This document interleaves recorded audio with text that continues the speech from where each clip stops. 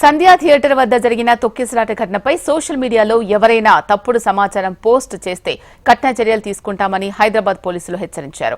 ఈ మేరకు వారు ఒక ప్రకటన విడుదల చేశారు.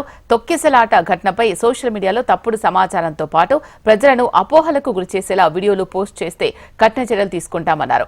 నటుడు అల్లు అర్జున్ రాకముందే తొక్కిసలాట జరిగినట్లు కొందరు తప్పుడు వీడియోలు పోస్ట్ చేసిన అంశం తమ దృష్టికి వచ్చిందని సోషల్ మీడియాలో పోస్ట్ చేస్తున్న వారిపై నిఘా పెడతామని హెచ్చరించారు. ఘటనపై విచారణ క్రమంలో తెలిసిన నిజాలను వీడియో రూపంలో పోలీస్ శాఖ ఇప్పటికే ప్రజల ముందు ఉంచాం అన్నారు. ఉద్దేశపూర్వకంగా పోలీస్ శాఖను బద్నాం చేసేలా తప్పుడు పోస్టులు పెడితే తీవ్రంగా పరిగణిస్తామని, ఈ ఘటనకు సంబంధించి ఏ పౌరుడి దగ్గరైనా ఆధారాలు, అదనపు సమాచారం ఉంటే మాకు అందించవచ్చని నగర పోలీసులు తెలిపారు.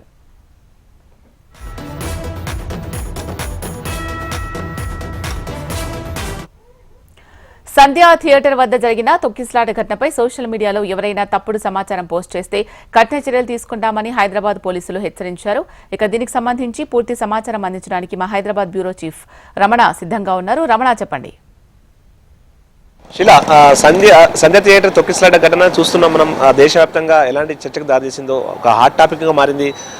సోషల్ మీడియా వేదికగా కూడా ఇటు రెండు వర్గాలు, అంటే మనకు ప్రభుత్వ వర్గం సంబంధించినటువంటి వర్గాలు, అంటే పార్టీ కాంగ్రెస్ పార్టీకి సంబంధించిన వర్గం, ఆ తర్వాత అల్లు అర్జున్ అభిమానులు అనుకోవచ్చు, ఇంకా మిగతా పార్టీలకు సంబంధించిన వ్యక్తులు, వీరు పోటాపోటీగా అందులో పోస్టులు చేయడం అనేది కొంత వివాదాస్పదం అవుతుందని చెప్పాలి.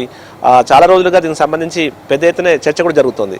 ఈ క్రమంలో రోజు రోజుకి కేసు సీరియస్గా మారుతున్న నేపథ్యంలో ప్రస్తుతం సోషల్ మీడియాలో ఆ పోస్టులపై మాత్రం పోలీసులు చాలా సీరియస్గా ఉన్నారు.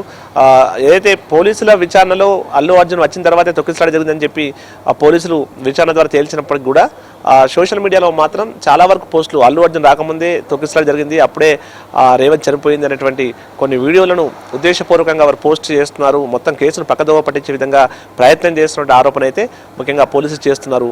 ఈ క్రమంలోనే ఒక సీరియస్ వార్నింగ్ ప్రస్తుతం వారు చిక్కడపల్లి పోలీసులు ఒక సీరియస్ వార్నింగ్నే విడుదల చేశారు.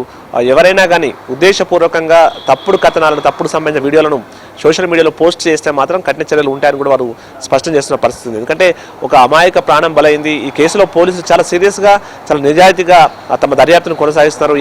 ఈ క్రమంలో పోలీసులకు సంబంధించి పోలీసులు తప్పుపట్టే విధంగా, పోలీసులు ఈ కేసును నీరుగార్చే విధంగా ప్రయత్నాలు చేస్తే మాత్రం ఊరుకోలేదని కూడా వారు స్పష్టం చేసిన పరిస్థితి ప్రస్తుతం ఉంది. ఒకవేళ కేసుకు సంబంధించి ఇంకా ఆధారాలు ఏమైనా ఉంటే మాత్రం ఇవ్వచ్చు, అంతేకాని తప్పుడు సమాచారం పోస్ట్ చేస్తే ఎవరైనా ఊరుకునేది లేదంటూ కూడా ఒక సీరియస్ వార్నింగ్ అయితే ఆ చిక్కడపల్లి పోలీసులు ఇప్పటికే ఇచ్చారు.